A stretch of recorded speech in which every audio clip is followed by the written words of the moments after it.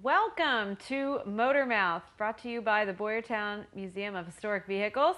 I'm Kendra. I'm Dan. And of course, we're here in the beautiful Reading Diner here at the museum. The museum is located at 85 South Walnut Street in Boyertown, Pennsylvania. And we are open 7 days a week for visitors, 9:30 a.m. to 4 p.m. Coming up here in the near future, we have another Hoods Up Saturday coming this March 19th. That's Saturday. That's what we call It's it, like- Hoods Up Saturday. Yeah, All makes sense, right? it Yeah. makes sense. Yeah. So normally if you come to the museum, you'll probably notice that the hoods on the cars and the trucks are kept closed. Well, on Hoods Up Saturday, they will be open on almost all of them. So you'll be able to see the engines. So if you're a gearhead into mechanics, this is a good day to come to the museum. And not only are the hoods up, but some of them are actually off. It's Yes. easier to just take them off. Some we so. have to just completely remove. So you can get Yeah. a good look. And I just had to add that in. it's true. And there's some really cool engines. Here's some really early stuff. So it's a neat day. We're going to have some tour guides throughout the museum, and they'll, help answer questions, give you a little more insight into the stuff too. And that's during the regular museum hours, so 9:30 to 4. It's going to be the whole day, and it's included with regular admission. And I do believe also we will have a blacksmith working in the carriage factory from 10 to 2 that day. So you can see the blacksmith, see all the engines, and it's going to be really neat. So we hope to see you there. And after that is Dan's favorite event, right? Oh, Diner Day. Yeah, April 2nd. Yeah, correct? Diner Day is Saturday, April 2nd. It's coming up fast. So we will be here in the diner serving pie and coffee at 1938 prices. So a nickel coffee and a quarter for a slice of pie. And it's going to be a great day. Again, I think we'll have a blacksmith on hand too. And that day. I think there's going to be a reenactor here. Me. That's right. Hopefully I'll be dressed in period clothing out there with one of the vehicles to tell you all about the vehicles. I'm trying Right. to get Kendra to do the same.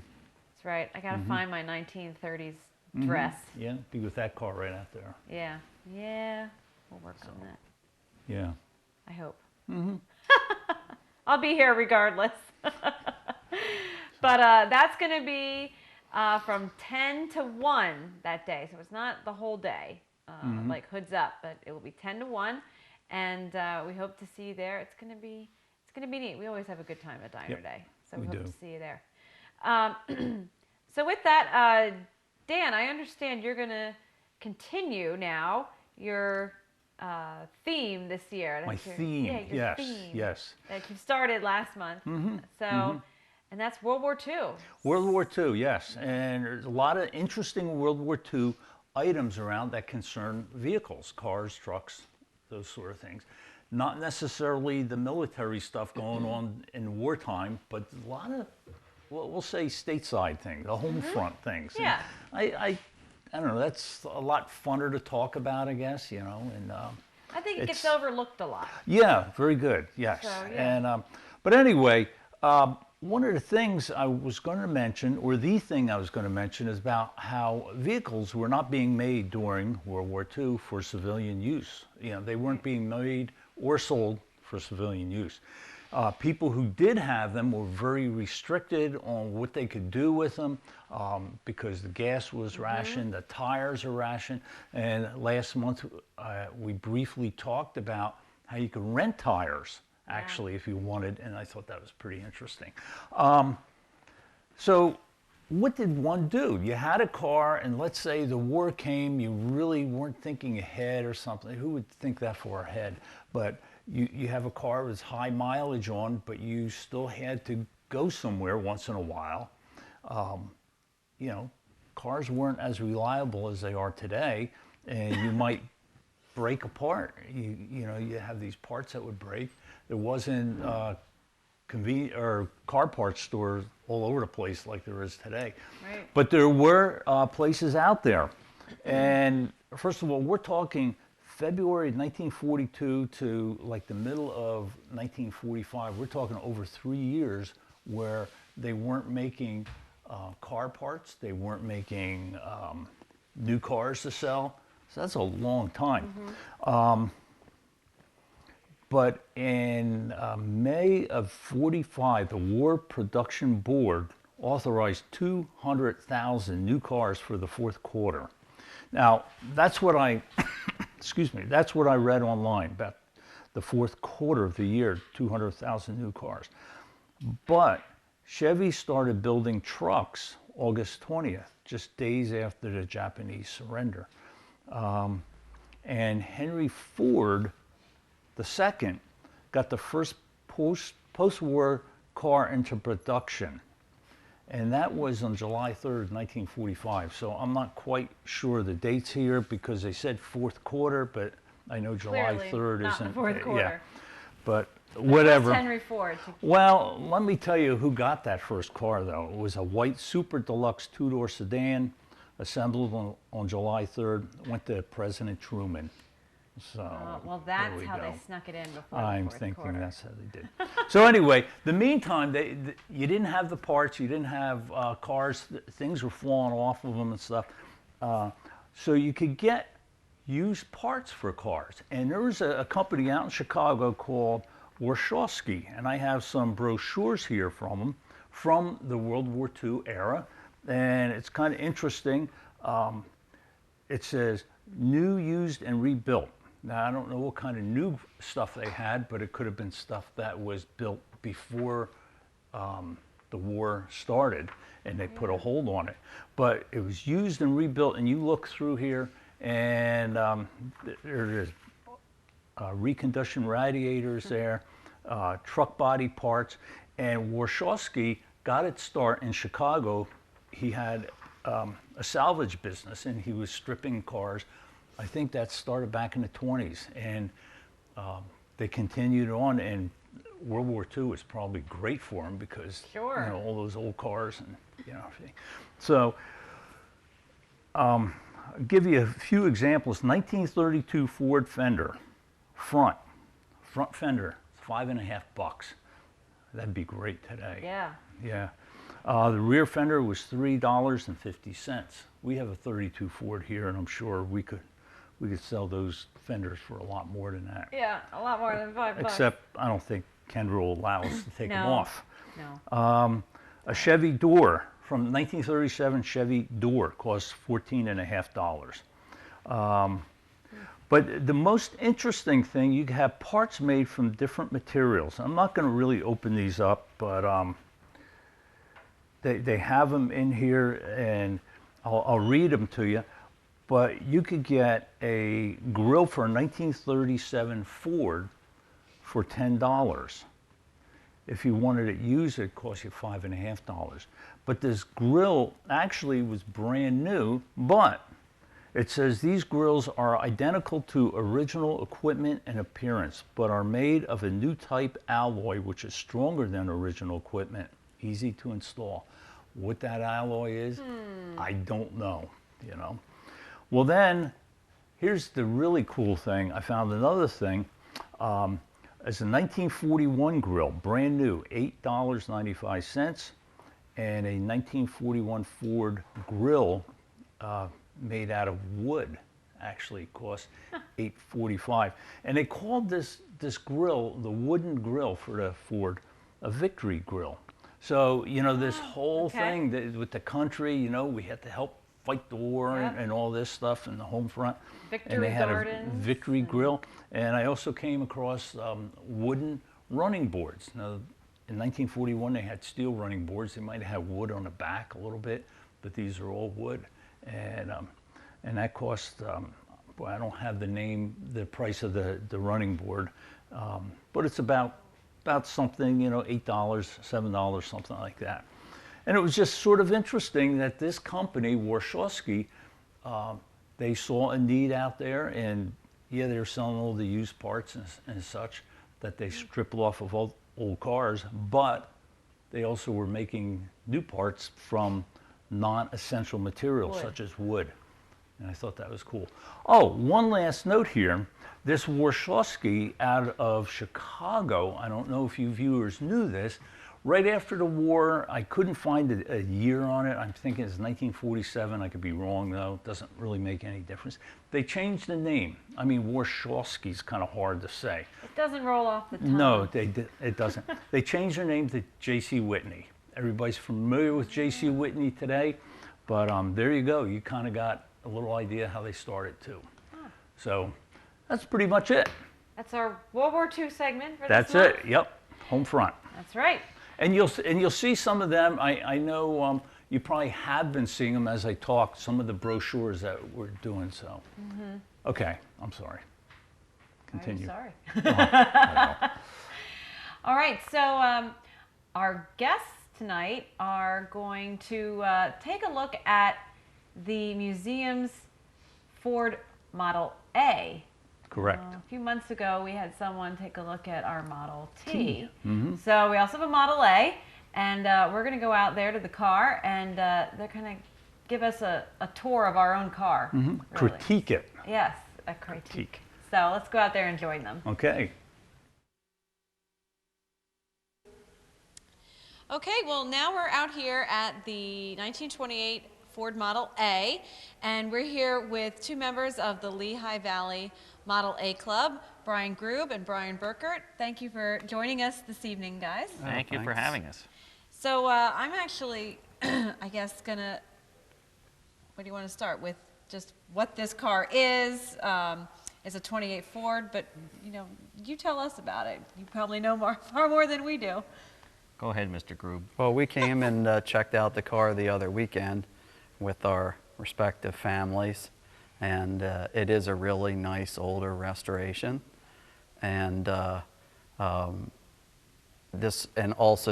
what's interesting about this car is that it was actually put together locally at the manufacturing and assembly plant in Chester, which we checked out the serial number, right, Yes. to verify that. So a little local history. So like the club, does the club have some kind of archive that you can check that? Or how do you even go about checking something like that? Some of the cars actually were stamped down on the floor sill with the assembly plant. And if a car was sold in this area, back in the day it was cheaper to send parts rather than assembled cars. They could make them smaller and squeeze more in a rail car. So they would send parts to the assembly plants or branches, and there was one in Chester. So if you were from around here and you ordered a car, chances are it was assembled at the branch. So basically, this car stayed local pretty much his whole life. Yeah. I'm assuming that. So. And this car is interesting because it seems to be an early restoration. There's stickers in the trunk from the 1960s. So it seems to be a very original car. Back in the day, they first started restoring cars that were in generally pretty good condition and very complete because they were easier and cheaper to do. So this one has many of the original 1928 features to it and hasn't been changed, even though it looks like it was repainted and taken apart, put back together.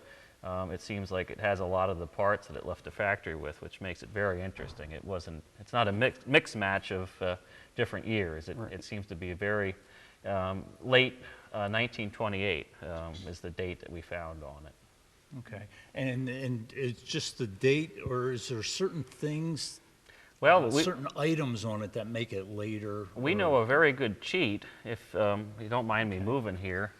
If we open the hood, and you won't be able to see it from the camera, but in late 1928 and in 1929, they actually stamped the assembly date of the car right here in the firewall, and this one says 12/13/28.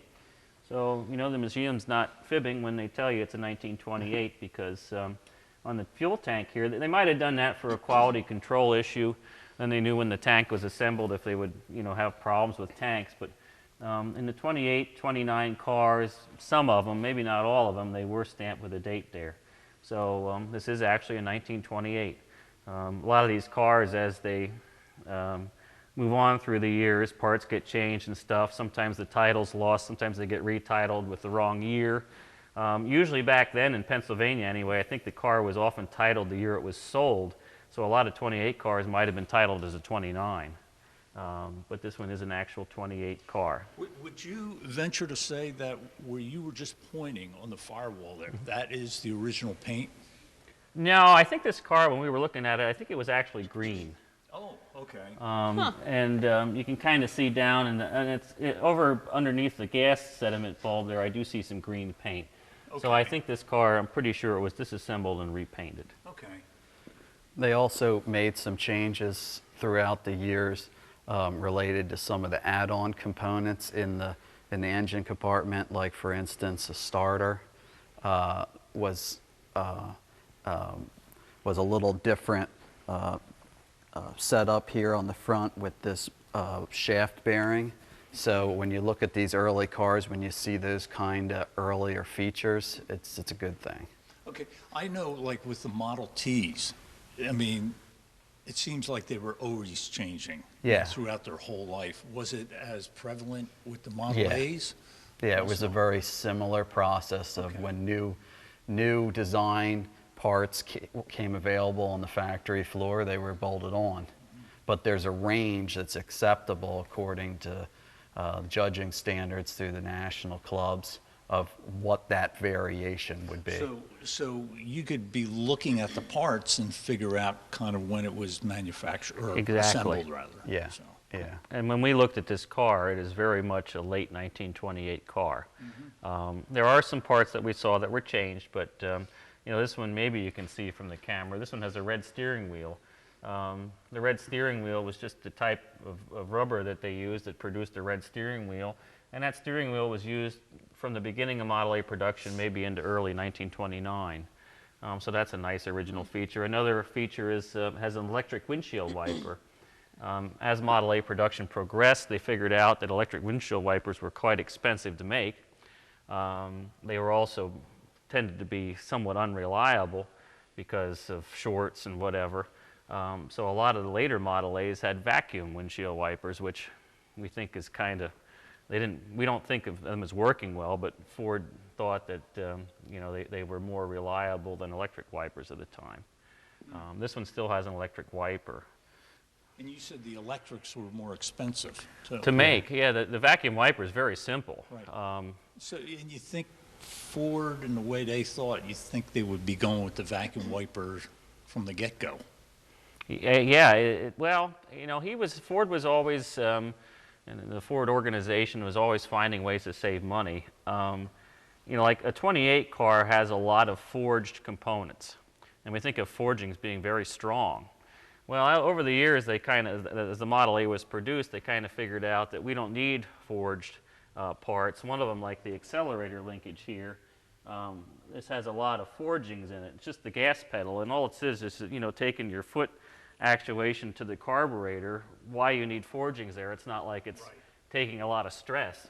So eventually, they simplified it, and then by 1931, the Model A's were using stamped steel parts, which were just Cheaper. one real cheap. Less material, faster to make, Right. no grinding required, you know, it was, something else on the interior is, that's a little bit different is they changed, this car has what they call the pistol grip brake actuator, brake lever. And so that started at the beginning of production on the left, very much like a Model T, thinking that people bought a new Ford, they would kind of like to know where their emergency brake was. Right, that's something And, you'd like to know. right, and they made some changes, some because of mandatory state safety laws, and so eventually the handbrake made it to the right-hand side and eventually ended up with a little button instead of like a pistol type grip. Okay. So, you know, that's something else when you kind of look at these cars, you know, from a quick glance, you can tell how good the restoration was as far as that accuracy. That brake change when they were on the left, when Model A's first came out, you had 4 service brakes, which was a great step from the Model T, where the main brake was on the transmission, and then you had a sort of another lousy brake on the wheels. These cars had very good brakes for their size and weight. I think the state of Pennsylvania, basically in the early cars, the handbrake just actuated the foot brakes. It was all the same linkage. I think Pennsylvania was kind of a nuisance back then to Ford, I guess, because they made them change a lot of things. But not very far into 1928, they outlawed the brake system on the Model A, and they made them put a separate emergency brake. And then when they did that, they moved the emergency brake over to the right side, and it had a separate linkage and separate rods and separate shoes in the back wheels. So the very early Model A's, the parts, like the brake drums, aren't interchangeable with the later Model A's. This one has the later brake system on it. And you said that was all Pennsylvania generated? The Commonwealth of Pennsylvania was a real thorn in Ford's side, I think, because I think... And that's interesting. You know, we look at California as being on the forefront of making changes for safety and emissions and all that. Yeah. And but back then, seemed back then it was probably Pennsylvania that. Another change later on is on Model A's, most of them you turned the fuel. You had the gravity tank here, and you had gravity going down to your carburetor, and for safety they provided a fuel shutoff in case of an emergency or when the car wasn't running. You could turn. In this car and most Model A's, that shutoff's right next to your feet. I believe it was Pennsylvania. They didn't like that fuel shutoff being there. Doesn't make much sense, but they made Ford move it to the inside of the firewall. So the very last Model A's in '31 had the fuel shutoff under the hood, which I think is more dangerous because you had to if you had a fire or something, you had to open the hood to turn the gas off. right. They didn't like the idea that there was actually a valve in the car, you know, that the packing could leak. Okay. So the downside is you now had to throw the hood open and shut it off from the outside, you know, which introduced a whole Not as bunch of other accessible. risks. Yeah. They did have a lot of it. Well, Pennsylvania, I think, didn't like the fact that Ford put their fuel tank here. So they did all these little things to kind of appease them, you know, to get through production, because they didn't want to change the location of the tank. They said, oh, well, we moved the fuel valve around, you know. So it was sort of a, you know, government intervention back then. Now, as far as I was concerned, it doesn't matter where your fuel tank is. I think if it ruptures, you're in trouble. And actually, Ford claimed that was a real safe place because it was in the middle of the car, Right. you know, where it wouldn't get bashed. But of course, you know, over here we have a 32, and the fuel tank's not in the cowl anymore. So, you know, eventually they changed that and had to put a fuel pump on the car. Now, I noticed this car also, and this kind of fascinated me when I saw this a few weeks ago, but the rear view mirror has a clock in it. And I know my car doesn't have a clock in the rear view mirror, so. It's a popular period accessory. Yeah. And most of them were made by West Clock or Right, that's some who made other, this. and it had a little wind up. You had to wind it once a week. And you know, it was high living for the time. You didn't have to take your hand off the steering wheel to see what time it was. And there are quite a few that you see out in flea markets and stuff. So it must have been a popular Right. accessory. And there's a couple other interesting things on this car that are kind of like period accessories, Right. like the window wings. The idea for these were when you were driving, you wouldn't get wet arm without the side curtains in, Okay. because the rain would just be blown away from you. And also it helped, you know, with turbulence and wind noise. I'm trying to think of, And those are actually very effective yeah. in a car if you have a Well, you roadster see without. Today, cars have like the little strip. strip, the plastic strip, and it's the Yeah. same idea. Yep. You know, so. And these cars were a lot easier to put the top down than some of the earlier Model Ts that really required, the Ts required a lot of movement of the support structure for the Right. topos. This was one person could put this down or up by themselves, which was, you know, a real plus. Yeah. Now, you said this car, most of the ones you see have rumble seats in, and this one does not. This has a trunk. Yeah. So, I mean, I'm not thinking it's rare, but it's just not real common, I guess. Would be. A lot of cars today, I mean, a lot of cars, when these cars were first being restored, people really had a nostalgic feeling for the rumble seat. So a lot of cars that might have come from the factory with the trunk were often converted. And it was an easy way to take some friends along. Right. Now, if you've ever ridden in a rumble seat, it's not, I don't know why you'd want to do that to your friends, because when you're driving down the road, all the wind comes around the side of the car and seems Right to in. smack together right at your head. Plus, I think, yeah, so the nostalgic thing of people that were small children at the time when these cars were new, it was a thrill to ride in the rumble seat. In reality, it's cold and noisy. And, you know, you give up the fact like this car has a, you know, has a full trunk, but with a rumble seat, you don't have any place to store anything because the person's feet are there. And it was an reorientation of the trunk. Just with, you put the hinges here and it becomes a So the trunk. cutout is, the opening is the same size? Basically, it was a very easy modification. Okay. A lot of these cars, and this is a very standard car, the Roadster was basically the cheapest Model A. So this was your cheap standard transportation. So a lot of even commercial outfits, you know, provided these for their workers, like a salesman. And of course, the trunk was they have a quite large, very large trunk for the size of the car, and they only had room for 2 people. But a salesman could, you know, a salesperson could take themselves around and all their wares in the back. So a lot of times they would, if the company wanted to treat their people right, they'd actually buy a coupe with windows. If they were cheap, they would, you know, buy them a Roadster, which was a really, I don't know what these costs new, but these were like the lowest price Model A, and this is a very standardized thing, and a lot of them had a trunk.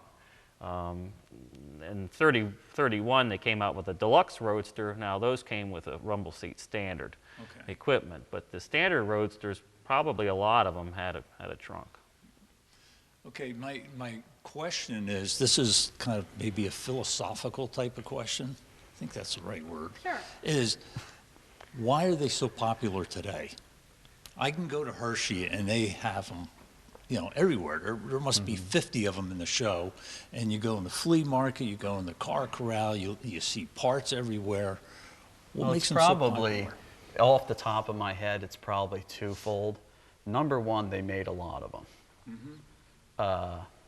And then, you know, really these cars were pretty much still on the road till up through World War II. And were really retired when you could get new cars, you know, at the end of the war. So they really had only, when the restoration hobby was young, these cars really had only been sitting in storage for 10 or 15 years. So, you know, they escaped the scrap drives because they were still actually being driven on the road during World War II. And they came along at the right time where there was a huge group of mostly men that were of retirement age, and this was a car from their youth.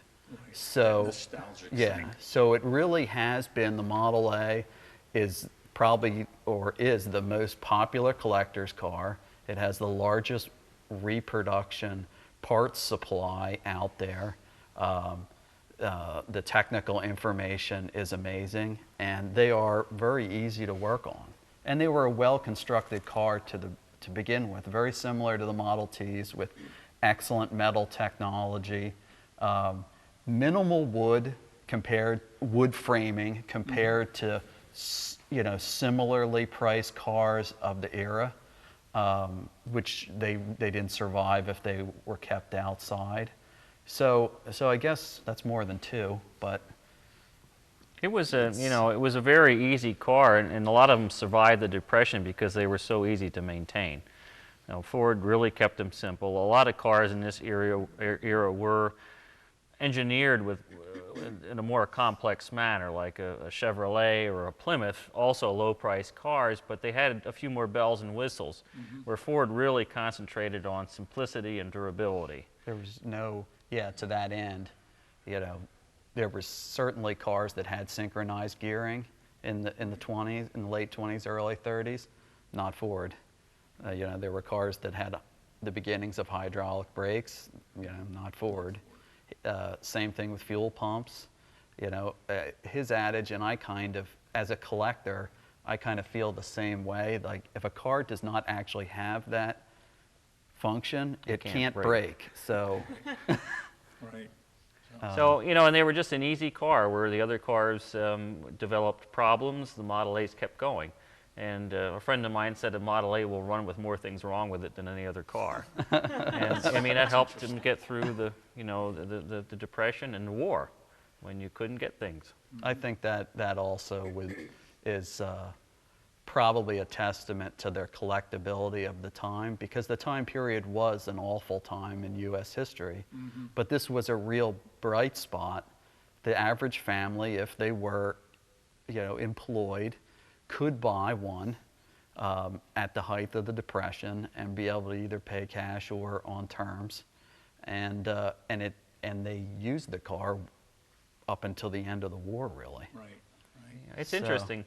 I mean, they made as many Chevys in the Model A era as they did Fords, and they sold as many, but it seems that the Fords just survived. You'll see 10 Fords to every Chevy, you know, in the low price field. Plymouth was also coming up, and they really exploded starting in, I guess, 28. By 32, 33, Plymouth was a major competitor, and of course, then, you know, Chevrolet started out selling Ford then and kept Right. outselling them for a while, but you know, in the Model A era, the Model A's seemed to just last better than the Chevrolets for a variety of reasons. The other thing that's very interesting is, and it's becoming a very hot part of the Model A hobby, is authorized and unauthorized accessories of the era. So things that you would have bought at your local store to jazz up your Model A now are very cigar lighters, ashtrays. That stuff didn't come with the car. Improved water pumps, what they call winter fronts for the top front to keep it. You know, you look at the catalogs, even your Sears and Roebuck catalog, how much stuff was available. You know, thumbing devil little things for your, you know, for your radiator cap, and that's as much and as important to the hobby now, and it has its place, you know, in history. So. You know, I have a book at home, Unauthorized Accessories from Model T. I think that's the title of it. And it's just interesting, and it's all the aftermarket. Yeah. Just People wanted to- anything you could think of for the car. Yeah. A lot of companies wanted a piece of the action of, you know, Ford. Yeah. Well, you know, we talked when we did this on the Model T. I think we talked about how Ford made the cars so that if your car that you bought 5 years ago, something broke, you could use a current part to fix it, because he was very concerned about them being durable. Is that kind of the same case with the A's, sort of, that? Most of the parts, yeah, are, you know, the main engine components and drivetrain and whatnot is interchangeable amongst all the years. Plus the fact that the engine blocks, you know, they were actually forging them up until like 1941 for some industrial applications. So you could still go to your dealer, you know, 15 years after the car made production and get yourself a new engine from Ford. Ford did support people pretty well with parts for cars that were discontinued. And, you know, Model A's basically the same car with styling changes. You have, this is a 28, 29 look very similar. 30, 31, the body's changed, the fenders changed, but most of the chassis components were interchangeable.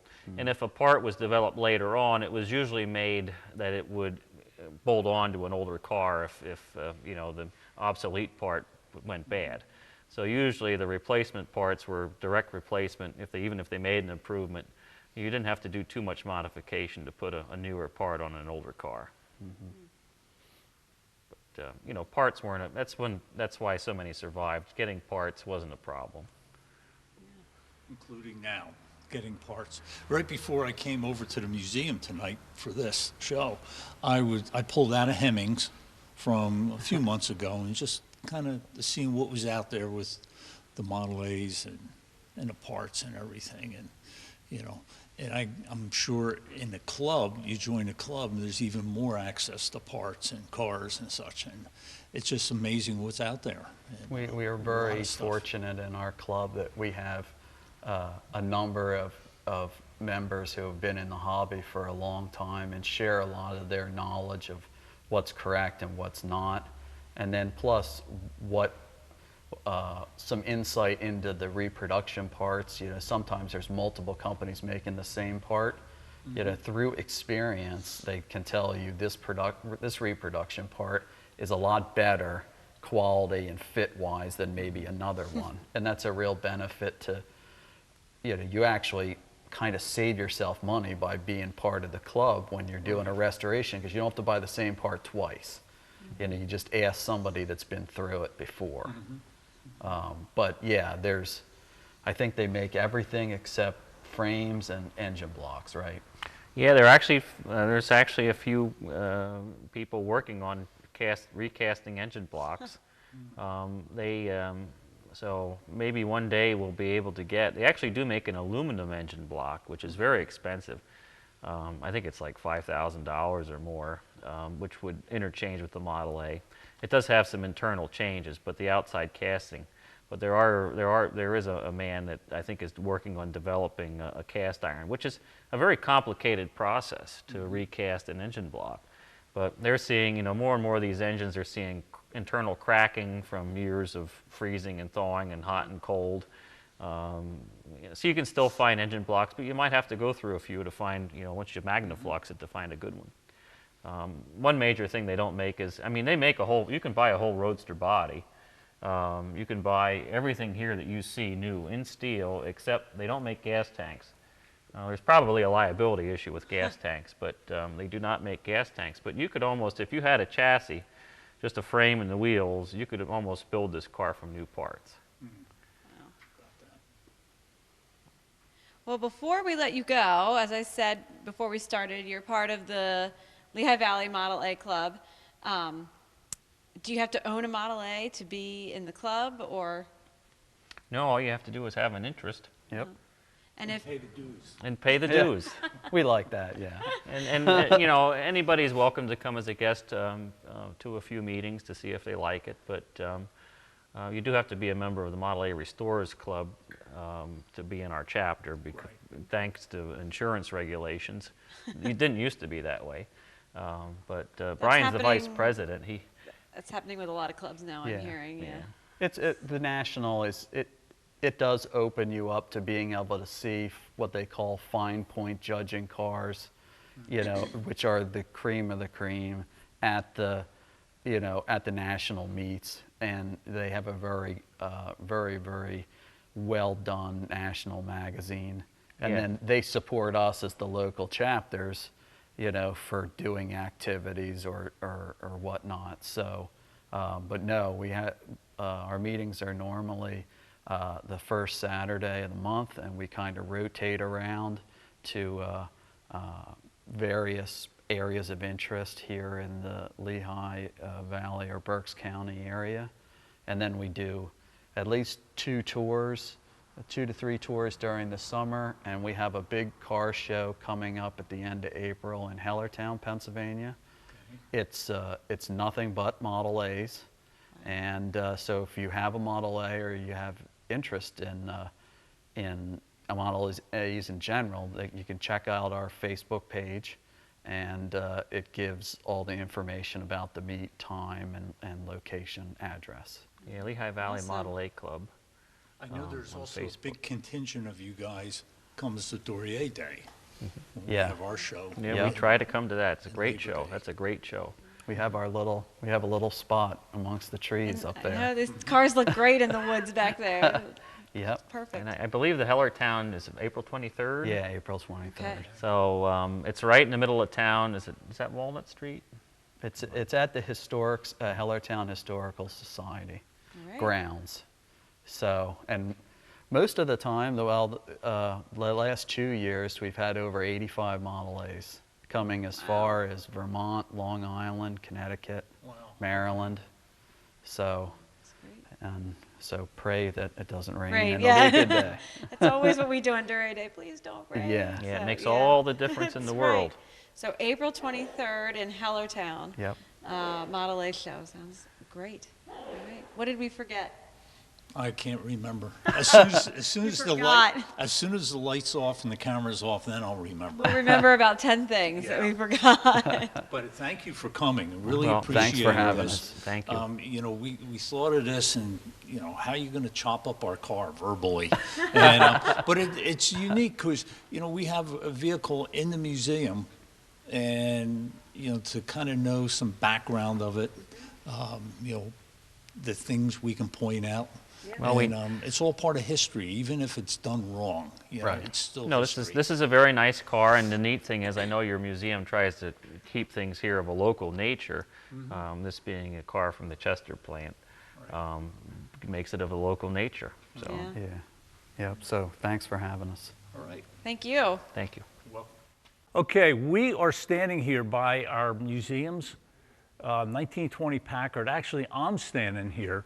I'm not Ken was standing. sitting, okay? And I did this to demonstrate something. How hard do you think it would be for you to steer this car? A lot? A lot hard. Okay. Oh, yeah. And I got this car as an example because it's a big car. If you can see the wheels on it, they're big. Tires are big. And I have a feeling it would be very hard to steer this. You know, even if you're going down a highway to keep it on thing. You make a So- sharp turn. Okay, now we're going to go sort of to the present time. Can you remember when you got your driver's license? I can. Okay, it's not that long ago because you're just, you know, you're so young. No, it was a while ago now. I think everybody's worst part of their driver license is trying to parallel park. Am I right over there? Parallel park. It is tough. I don't like the parallel park I today. don't either. It's terrible. I'll go around the block. I'll double park, whatever.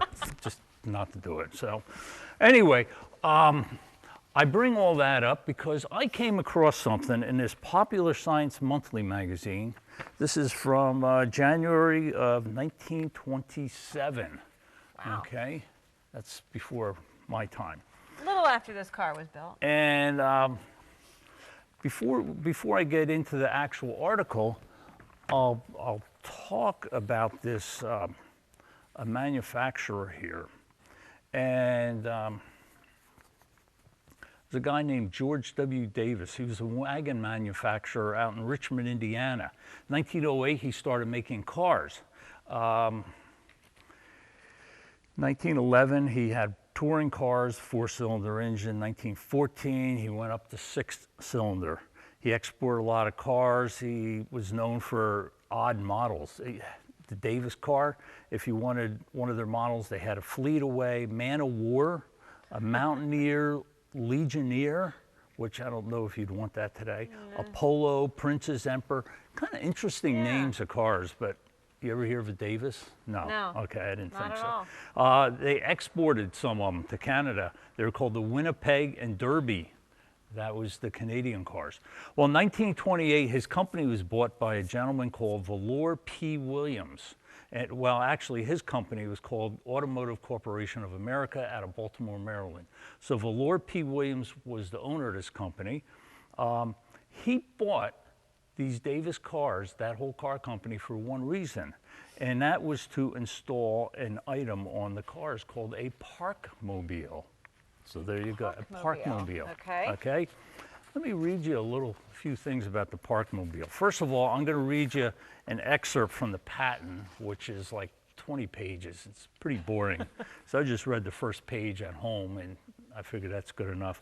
Anyway, a fourth important object, he had 9 important objects for his invention. Well, I'll just read the fourth one.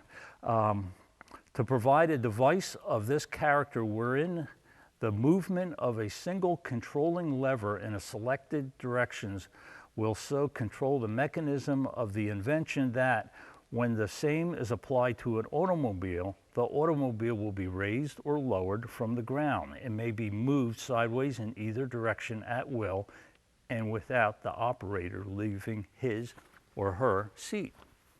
Okay, did you get that all? Yeah, Well- every single word. Yeah, so that's kind of hard to digest. Well, let me read you some of the article out of this Popular Science Monthly magazine out of January 1927. Says the device on this car that he made, this Davis car, carries 4 small solid tire wheels. They were concealed underneath the chassis of the car, close to the vertical plane of each axle. So in other words, here's the front axle here. You have 2 small wheels going this direction, parallel to the axle, and you have 2 more parallel to the rear axle, okay? They're set at right angles with the frame. These small wheels are made to descend through the use of a worm gear connected with the transmission. When the small wheels touch the pavement, the worm gear continues to work, exerting powerful downward pressure with the result of lifting the car bodily. So they keep going down. The whole car is now off the ground except those 4 little small wheels, okay?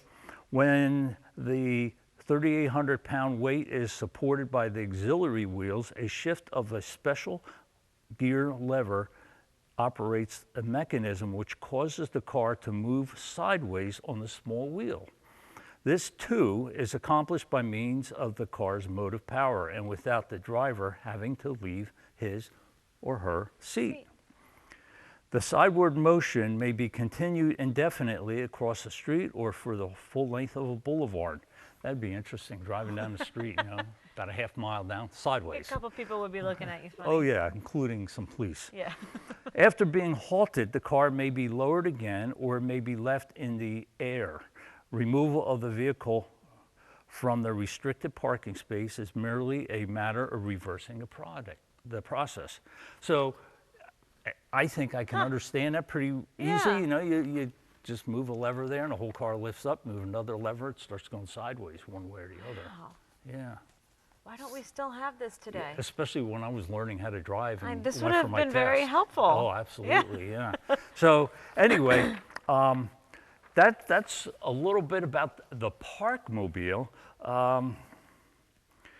This company, remember I mentioned about the Davis car, this Valor Williams bought it. He changed the name of the Davis car to the New York 6. I don't know why it was New York, because he was from Baltimore. The car was being made in Richmond, Indiana. And I don't know, maybe New York was just Sounds a cosmopolitan. glitzy and yeah, maybe that's yeah. it. So the 6-cylinder Davis car was renamed the New York 6. The 8-cylinder was still called the Davis. Kind of confusing there. In 1929, these cars with the Parkmobile supposedly on them were made in 1928 and 29. In May of 1929, Williams was evicted from this plant in Richmond, Indiana, got kicked out. He moved back to Baltimore, advertised more of those cars with the Parkmobile out of Baltimore, but they were never built, supposedly. And the factory in Richmond, after he left, ended up making powered lawnmowers. So it's just a little footnote there. So kind of an interesting little thing there. They also were advertising, if you put them, you have a car up, if you had a flat tire and you had to change the tire, Oh, yeah. just raise the whole car up and you just go over and you pull the tire off and pull the whole wheel off and put the new one on. So that was kind of interesting. So I have seen, now I was telling somebody about this just recently, and they said, oh yeah, I saw something on the internet. I saw something on YouTube about it. And I've seen things, but not the Parkmobile. I thought that would be really great if we had the YouTube thing. Yeah. But I saw a car in France, I think it was. The front wheels, the actual front wheels, turned 90 degrees. And it was front wheel drive, so they both turned 90 degrees and then it would just roll you in. But that was just the front end of the car. So I guess you'd back in with the right angle and then the front end would roll in. Go right in. And I also saw another one, I think it was an American invention, that it was like where the rear bumper would be, there was a wheel, it would lower down. But that was just the back of the car would swing in. But the Parkmobile, the whole car would go in. So, yeah. And they're trying to make car. Well, this isn't parking yourself. The car isn't parking itself, I guess. I mean, No. you still have to control Right, it. right. But they are trying to do that, I think, now more with cars. So What, to operate by themselves? Yeah. You know, speaking of that, and I don't even have this in the notes, but I just read this today or yesterday, that one of these autonomous cars that drive by themselves had the first accident just Really? this past week, and it ran into a bus. And I just thought that was interesting. Yeah. So, you know, That sounds so good. yeah, that was okay. So, so anyway, so there we go. We got the Parkmobile, and I think we need to start a petition to get this to get back. them in. Yeah. Yeah. Yeah. 16-year-olds everywhere will rejoice. Rejoice, yeah. And well, old geezers like me too. I'll be able to parallel park again. So. Very Okay. cool. And so that's it. All right. I think we're done for the night, right? Well, I'm not sure. You think so? There might be some pizza left. Oh, yeah, that's Cheesecake. right. Cheesecake ice cream. Oh, ice cream. Ice too. cream up here, too. You didn't know that. I, did you? I saw it come in, yeah. Yeah, this isn't all strictly business when we do the TV show. So we do have good side. We have an audience. I think they come Yes. to eat, Yeah. which is fine. Yeah. Yeah. So. Our studio audience. So, yeah, so let's see. Coming up soon, we have Hoods Up, Hoods up Later or this- off. Hoods off. or Hoods Off. Yes. Later this month on March 19th. Again, that's all day at the museum, 9:30 to 4. Also, blacksmithing that day as well, Right. from 10 to 2. And then after that, we've got Diner Day, Yep. another Saturday, April 2nd. And that's, And then we'll be here doing the next show right after that. yeah, that's going to be, this is our last show before Diner Day. Yeah. Oh, man, we better start baking pies. Yeah. I'll start preparing myself. Okay. Yeah. You're gonna fast to lead up to it. Yep. Yep. Gotta So, make room. Yep. So. And of course, too, our guests, they have a show as well in late April, April 23rd up in Hellertown. So Right. go up there and check out some Model A's. Yep. And we'll post their information too on Motormouth's Facebook page as well. So you can find it that way. And you know, really nice.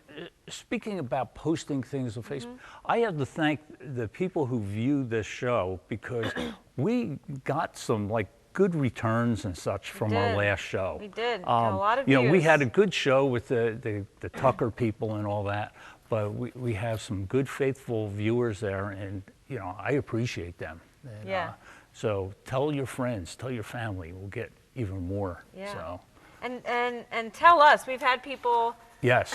contact us with ideas. Mm-hmm. We've had people who could be potential guests, I think, come Yes. to us with wanting to be on the show, and we love hearing all that. So Yes. any ideas that our viewers out there have or want to throw our way, we'd love to hear them. You can just email them. Email them to me, Kendra, Kendra, at BoyerTownMuseum.org, and I'll make sure Dan gets them too.